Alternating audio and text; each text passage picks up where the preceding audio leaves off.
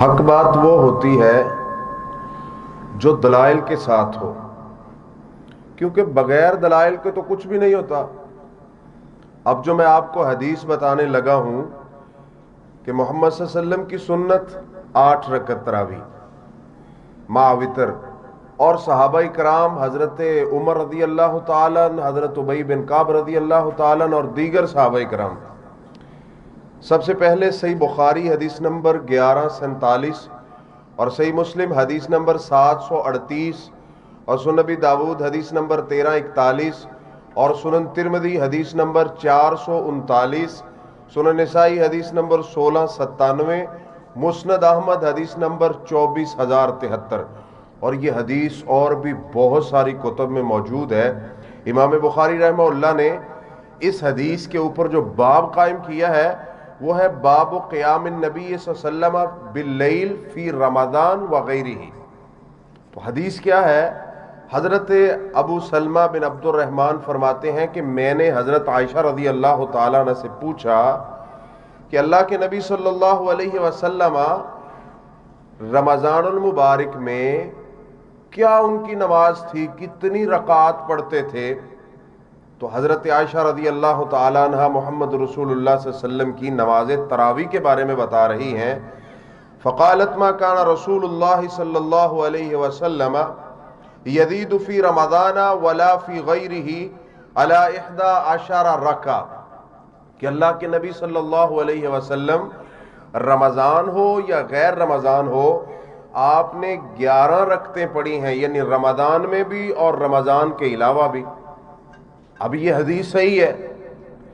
جو لوگ شور ڈال رہے ہیں پوری دنیا میں کہ 20 رکعت ہیں 20 رکعت ہے، یہی سنت ہے، یہی، کیا ان کو یہ حدیث نظر نہیں آتی کہ جن کی سند صحیح ہے اور محمد رسول اللہ صلی اللہ علیہ وسلم کا یہ عمل ہے؟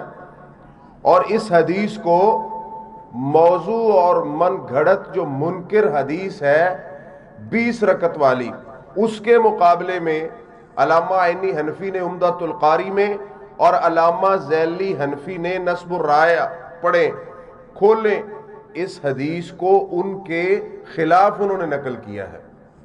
اس کا مطلب ہے کہ 20 رکعت والی جو احادیث موضوع پیش کی جاتی ہیں ان کی کوئی حیثیت نہیں ہے صحیح حدیث کے مقابلے میں۔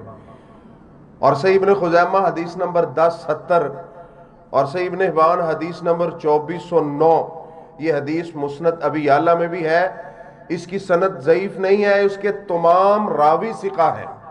سنیے محمد رسول اللہ صلی اللہ علیہ وسلم نے صحابہ کرام کو جو رمضان المبارک میں نماز تراویح پڑھائی تھی کتنی رکعات تھی۔ ان جابر بن عبداللہ رضی اللہ تعالی عنہ قال صلی بنا رسول اللہ صلی اللہ علیہ وسلم فی شہر رمضان 8 رکعات۔ جابر بن عبداللہ فرماتے ہیں کہ محمد رسول اللہ صلی اللہ علیہ وسلم نے جو رمضان میں ہمیں رات کو نماز تراویح پڑھائی وہ 8 رکعات تھی۔ کتنی واضح بات ہے، اس میں تو کوئی شک نہیں ہے۔ اور یہ حدیث کتنی زبردست دلیل ہے۔ اب آگے بڑھیے، کچھ صحیح حدیث کا انکار کرنے والے وہ حضرت عمر رضی اللہ تعالیٰ عنہ کے بارے میں شور ڈالتے ہیں کہ ان سے 20 رکعت ثابت ہیں۔ ذرا ان کے بارے میں بھی سن لیجئے کہ حضرت عمر رضی اللہ تعالیٰ عنہ نے کتنی رکعات پڑھی اور کتنی پڑھانے کا حکم دیا۔ موطا امام مالک حدیث نمبر 389، السنن الکبریٰ للنسائی حدیث نمبر 4670 اور السنن الکبریٰ للبیہقی حدیث نمبر 487، اور اس حدیث کے تمام راوی ثقہ ہیں۔ بلکہ امام بخاری رحمہ اللہ نے اسی سند سے حدیث کتاب الحج صحیح بخاری کے اندر بیان کی ہے، اور امام ترمذی رحمہ اللہ نے اس حدیث کو صحیح کہا، اور کوئی بھی ایسا محدث نہیں ہے کہ جس نے اس حدیث کو، اس کی سند کو ضعیف کہا ہو۔ اب حضرت عمر رضی اللہ تعالیٰ عنہ سے کتنی رکعات ثابت ہیں، غور سے سنیں۔ امارا عمر بن الخطاب رضی اللہ تعالی عنہ ابی بن کعب و تمیما الداری رضی اللہ تعالی عنہما ان یقوما للناس ب11 رکعہ۔